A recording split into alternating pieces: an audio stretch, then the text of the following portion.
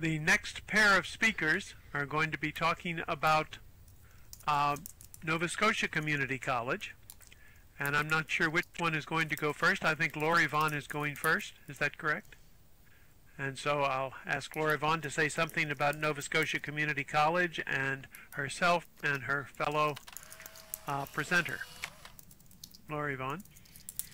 Thank you very much, John. This is a wonderful opportunity for us to be able to talk here about how virtual environments like this can help to facilitate communication, especially within multi-campus environments.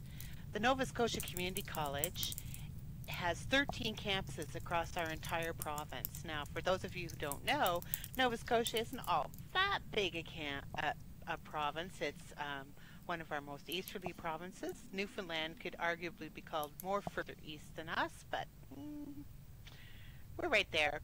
So anyhow, it's not that large, but we have 13 campuses across our province, and they stretch from one tip to the other, and it's about 900 kilometers or so from one end of the province to the other.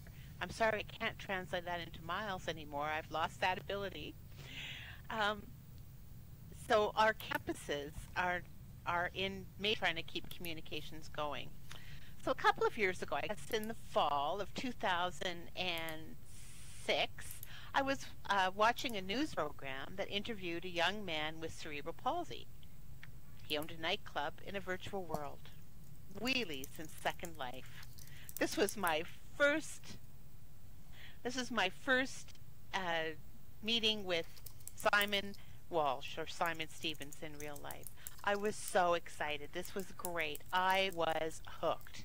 My background is working with persons with disabilities, and I knew that this was something very important. As is my wont, I immediately emailed everyone I knew in the college, and I mean everyone, to share my excitement at what I saw as an important educational tool. Some ignored me, but I don't take that personally anymore. Others thought that I was involved in some religious cult, and actually said that to me. And the brave few said, "We were wondering when you would discover this." To my delight, I now extended my educational community into another wonderful way to meet. Initially, we had to use Second Life from home until we hatched a cunning plan to bring IT services on board. Next, we had to convince the college administration that we were not merely looking for a reason to goof off, playing Barbies in a cartoon world. And finally, we needed to secure the funds for a learning space here in Second Life. We met every Thursday at our personal land in BAM. There was 3 or 4 of us that all had adjoining land there on the mainland. And thus the radical Second Life evangelists of the NSCC would meet with educators and friends. Crash, John, Marcius, these fellows all come and visit us. Pipsqueak over in the back.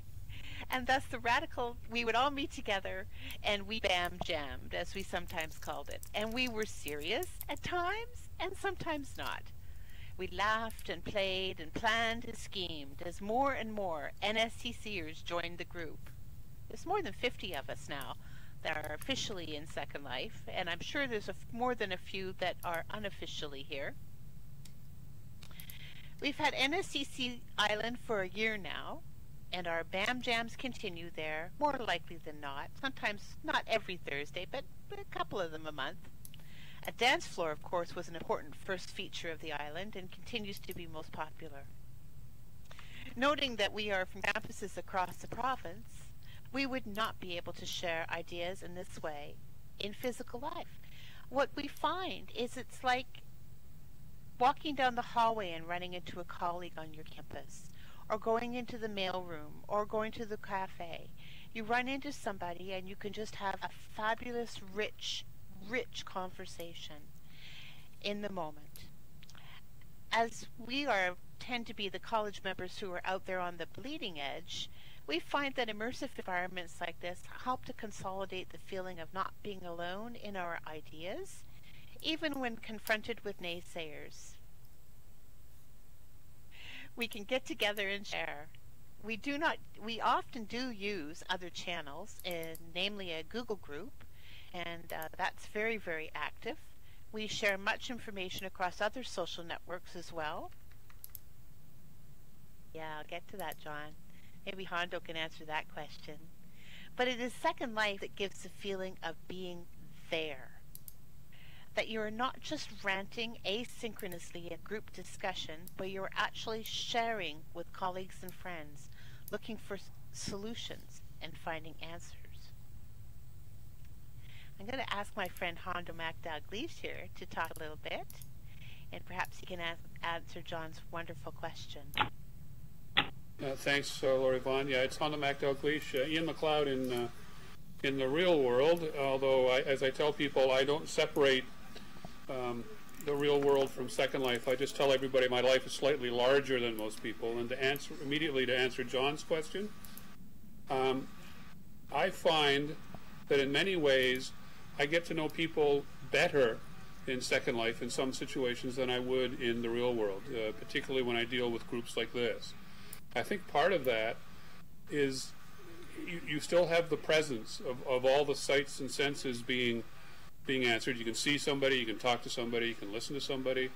But there's also a certain sense, I think, with some people who might be shy or retiring in the real world, and nobody will accuse me of that in the real world, allows that to happen here. So as far as the sense of presence, I think it's as rich, John, and in some ways might even be richer. But just to give my perspective on how we're using Second Life at the Nova Scotia Community College, I come from a slightly different perspective than LV does, in that I've been in Second Life myself now for almost 3 years now. Initially, I was faculty.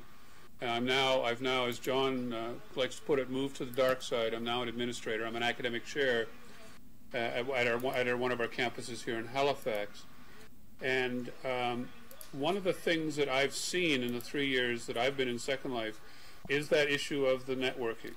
I mean, it's the ability. I would never be here if it wasn't for Second Life at a national conference or an international conference of this magnitude. So that's a very cool thing. It's the ability to listen to people. I mean, if you look at what the Penn State presentation, by the way, that was an amazing.